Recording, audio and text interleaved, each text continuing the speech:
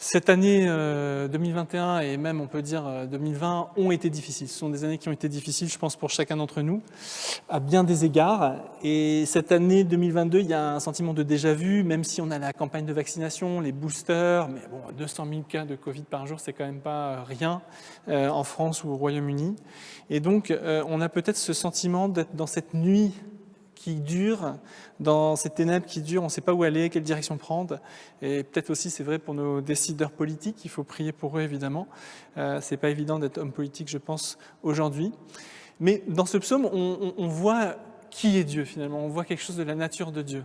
Et c'est très simple parce que finalement, 26 fois est répétée la même chose, comme une litanie. Vous savez, en langage, dans l'Église catholique, on utilise ça, on fait des prières qui se répètent, des litanies ou des chants de louanges. Des fois, nous, on le fait dans les chants de louanges, on répète des chants de louanges, encore et encore. Et là, en fait, ce chant, ce psaume, il nous répète que Dieu est bon, son amour durera toujours. Dieu, son amour est pour toujours, donc ça dépend des traductions bibliques, mais sa miséricorde ou son amour durera toujours. Sa grâce durera toujours. Dieu nous aime. Et pour commencer 2022, je pense que c'est important de se repositionner avec cette vérité-là, cette réalité-là. Dieu nous aime, Dieu vous aime, Dieu m'aime, Dieu t'aime. Et je pense que ce n'est pas le hasard si la Bible, évidemment, parle de ce caractère de Dieu, parce que nos pensées, parfois, ou l'environnement peut suggérer quelque chose de différemment. Est-ce que Dieu m'aime vraiment moi ? Si vous connaissiez tout ce que j'ai fait, est-ce que c'est vraiment possible ? Est-ce que je suis digne ? Est-ce que je suis worthy de l'amour de Dieu ? Peut-être qu'on peut avoir ces pensées d'avoir une autre image de Dieu. Peut-être que l'image qu'on a de Dieu, c'est d'un père qui ne serait pas ce père bon et miséricordieux, mais un père fouettard. Comme on a avec Saint-Nicolas, vous savez, cette fête le 6 décembre où il y a toujours père fouettard qui accompagne Saint-Nicolas et qui est cette espèce horrible de petit diable qui va fouetter les petits-enfants. C'est horrible. Mais Dieu n'est pas comme ça. Dieu nous aime. Son amour dure à toujours. Et donc, au milieu de 2020, de 2021, comme l'a mentionné dans le témoignage Emmanuel, au milieu de 2022 à venir, Dieu est présent et son caractère, on sait qui il est. On sait à quoi il ressemble. Dieu, c'est un Dieu d'amour, car Dieu a tant aimé le monde qu'il a donné son Fils unique afin que quiconque croit en lui ne périsse point, mais ait la vie éternelle. On a fêté Noël, on est encore dans la saison de Noël qui dure jusque demain. Dieu est amour. Voilà, et ça, c'est important qu'on se le rappelle. Il y a un verset dans la lettre aux Hébreux qui dit Dieu est le même aujourd'hui, hier, aujourd'hui et éternellement. Dieu ne change pas. Alors, ça ne veut pas dire qu'il est stoïque, peut-être comme on pourrait l'imaginer dans les temps de la philosophie gréco-romaine. Ce n'est pas un stoïcisme dont il s'agit. Dieu, il a un cœur, il est une personne, il peut être ému, il peut pleurer, il peut ressentir les choses qu'on fait ici sur Terre, mais il est le même dans son caractère fondamentalement, que son amour est inchangeable, il nous aime continuellement, et rien de ce qu'on peut faire ne peut le séparer de son amour. Voilà, il n'y a rien qui peut être impardonnable, à part évidemment se tourner et s'éloigner de lui de manière continue et éternelle. Mais notre connexion avec Dieu, elle est basée, notre relation avec Dieu, elle est basée sur cette réalité. Dieu est amour et il nous aime et cela ne change pas. Et c'est important de se le repositionner et de le dire, de le proclamer. Il nous aime, point. C'est comme ça. Full stop. Et qu'est-ce qu'on fait ? Qu'est-ce qui fait le psalmiste dans ce psaume ? Il commence par « Dites merci au Seigneur car il est bon.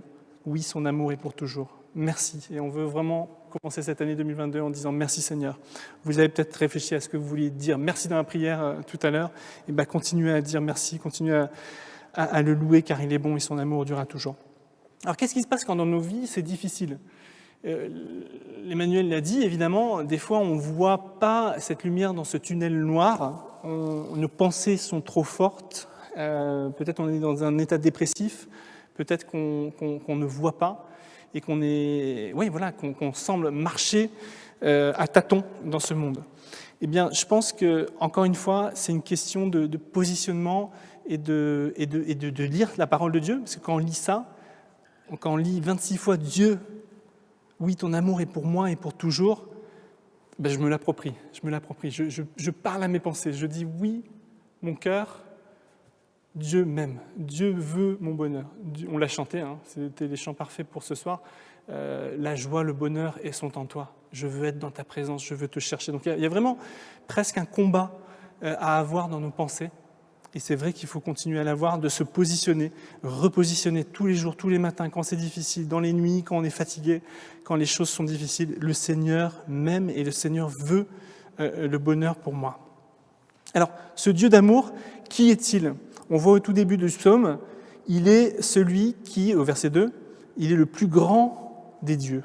Il est celui qui est le plus puissant, au verset 3, il est au-dessus de tout le monde. Donc on a un Dieu qui est éternel, qui est omnipotent, qui est puissant, et on l'a chanté tout à l'heure, mais pourtant, il connaît.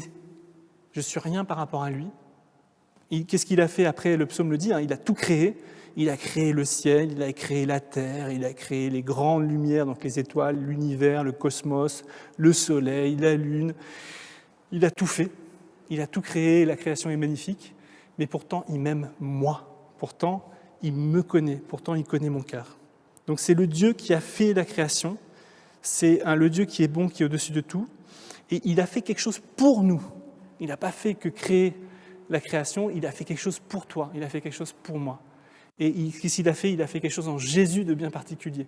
Alors là, dans ce psaume, il est décrit l'Exode. Vous vous souvenez de ce passage dans la Bible où le peuple de Dieu, le peuple que Dieu s'est choisi, est en esclavage dans l'Égypte antique de Pharaon. Et Dieu va les chercher à travers Moïse et va les retirer et va leur donner une terre promise. Et donc là, c'est ce que le psalmiste fait. Il rappelle ce que Dieu a fait pour son peuple. Non pas seulement ce qu'il a fait dans la création et les belles choses qu'on peut jouir dans la nature, mais aussi ce qu'il a fait pour son peuple. Il les a sortis d'Égypte. Pour nous, l'esclavage, c'est l'esclavage du péché. Pour nous, ce qu'il a fait, c'est qu'il nous a fait passer de la mort à la vie en Jésus et qu'il nous a fait aussi passer par ce désert, par cette mer des roseaux. La mer des roseaux représente pour les chrétiens le baptême. Ceux qui ont été baptisés, ils ont été baptisés en Jésus, ils sont ressortis, ils ont traversé la mer Rouge. Donc toute cette symbolique de l'Exode, c'est la symbolique chrétienne de Jésus qui est mort pour nous, pour nos péchés, pour nous sauver. Tous ces rois qui sont, on ne les connaît pas, hein, c'est Sihon, Og, c'est un nom bizarre pour un roi, Og, roi du Bashan, mais tous ces rois ont été balayés pour le peuple de Dieu. Et qui sont nos ennemis aujourd'hui ? Je l'ai déjà dit, mais spirituellement, évidemment. Qui sont nos ennemis spirituellement ? Bien, on l'a dit, des pensées, ces pensées qui sont en nous, c'est peut-être ces puissances qui veulent nous titiller, c'est même démoniaques parfois, qui veulent nous dire « non, tu n'es pas digne, non, tu ne vas pas y arriver, non, cette année va être terrible encore pour toi ».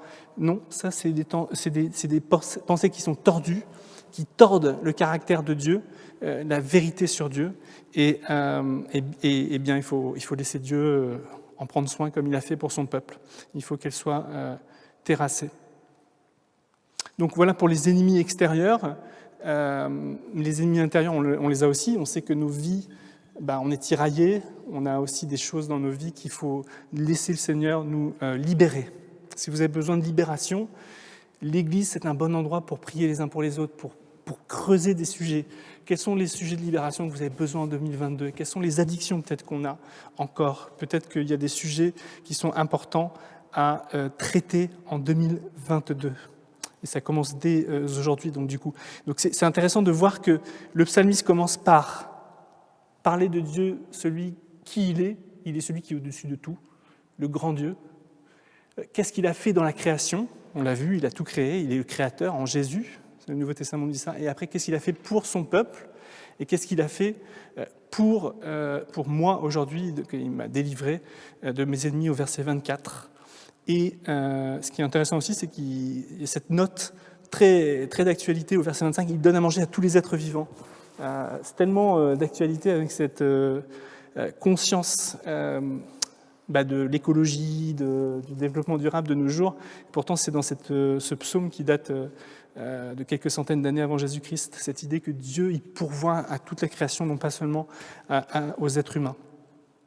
Et donc, pour nous aujourd'hui, en conclusion, comme je l'ai dit au tout début de ce service, l'idée aujourd'hui c'est de se positionner à l'année 2022 et de lui dire « Seigneur, qu'est-ce que je veux dire, ce pourquoi je veux dire merci ?» Qu'est-ce que je veux dire merci pour, Seigneur? Qu'est-ce que tu as fait dans ma vie? Qu'est-ce que tu as fait professionnellement? Qu'est-ce que tu as fait dans ma famille? Qu'est-ce que tu as fait dans mes relations? Qu'est-ce que tu as fait dans mes finances? Qu'est-ce que tu as fait dans ma vie spirituelle? Qu'est-ce que tu as fait en termes de guérison? Et le remercier. Le remercier. Alors pour ceux qui sont, encore une fois, dans un état dépressif, dans la nuit noire, c'est peut-être plus compliqué de le discerner. Donc il faut encore plus faire confiance au Seigneur, encore plus s'abandonner et proclamer quelque chose et dire merci. Et faire confiance que 2022, le Seigneur va se révéler encore plus clairement. Donc pour nous remercier le Seigneur, se remémorer son caractère, son amour dure pour toujours, et se positionner sur 2022 par rapport, et c'est le verset que je voulais terminer, par rapport à ce qu'on va faire en 2022. Et Paul en parle plein de fois dans ses écrits, mais entre autres, il dit un verset qui est assez connu dans les cercles chrétiens, je vous le redis pour ceux qui ne le connaissent pas, c'est Éphésiens 2, 10.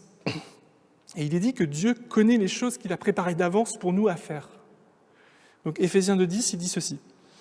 Oui, c'est Dieu qui nous a fait, on vient de le lire dans le psaume, il nous a fait, il a tout créé, il nous a fait, il nous a créé, mais il nous a recréés en Christ Jésus aussi. Il nous a donné la vie nouvelle. Donc Paul, il dit, il nous a créés dans le Christ Jésus pour que nous menions une vie riche en actions bonnes. Et ces actions, Dieu les a préparées pour que nous les fassions. Il les a préparées d'avance pour que nous les fassions. Éphésiens 2,10. Donc cette idée que Dieu, il a une volonté et il veut qu'on coopère avec sa volonté pour faire ces actions bonnes. Et cette année, ici à Londres, en 2022, où que vous soyez en ligne, le Seigneur, il vous appelle à faire partie d'une communauté et à faire des actions bonnes pour son royaume en Christ Jésus. Donc ça, c'est la troisième chose sur laquelle on veut atterrir, simplement, c'est de réfléchir où est-ce que le Seigneur me veut en cette nouvelle année, ici à Londres, et qu'est-ce qu'il veut discerner, quelles sont ces actions bonnes que le Seigneur a préparées. Donc voilà, on va avoir 2 chants de louange, je crois, et puis on va pouvoir juste, encore une fois, méditer sur ces 3 choses. Remercier pour le passé, maintenant ce sur quoi le Seigneur veut me rassurer sur son amour, recevoir plus de son amour, recevoir par son Esprit Saint son amour maintenant, pour moi, cette promesse, et découvrir ces actions bonnes en 2022 que le Seigneur a préparées d'avance. Donc levons-nous, simplement, et on va chanter 2 chants qui s'appellent « Dieu des miracles » et « Te connaître ». Et pour nous, c'est une occasion de recevoir plus de Dieu, recevoir plus de Dieu, recevoir plus de Dieu. Donc pour ceux qui ont besoin, que ce soit en ligne ou ici, en présentiel, voilà, ouvrez-vous à Dieu, demandez-lui confirmation de son amour, confirmation qu'effectivement il est présent dans la difficulté, si vous passez par une souffrance, une difficulté particulière. Pour ceux qui ne savent pas encore très bien ce qu'ils vont faire en 2022, demandez au Seigneur de vous révéler ces actions bonnes qu'il a préparées d'avance et qui sont forcément bonnes pour vous, pour votre vie, pour votre bonheur. Alors louons le Seigneur, remercions-le et le chantons-le maintenant.